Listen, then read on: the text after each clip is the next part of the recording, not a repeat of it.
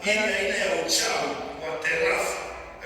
Akayatazama maini. Na kuna ile kutazama maini, hiyo inajulikana sana, wanaenda kwa waganga wanapasua kuku. Katika mkono wake wa kuume, lakini kwenye mkono wake wa kuume alikuwa na kura ya Yerusalemu. Ana jina.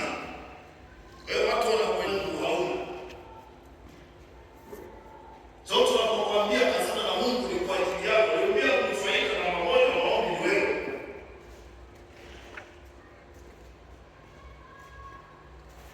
Hapo tayari na vyombo vya kubomolea, si ndio?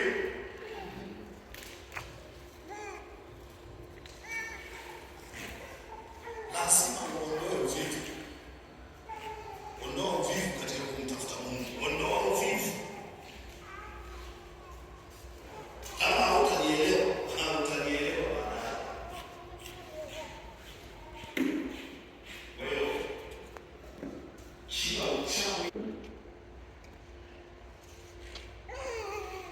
Sio uchawi kutoka ama uvivu wako binafsi. Kutoka. Hao wanaouliza terafi yao, wanaotazama maini yao, wanaotikisa mishale huku na huku, na wanakula ya jina lako kwa mkono,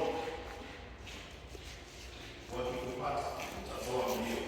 Sisi tutakuwa tunasikia kinyango tukikwambia kidogo kwa hiyo hichi kidogo huku na pia au hata tusikwambie kwa sababu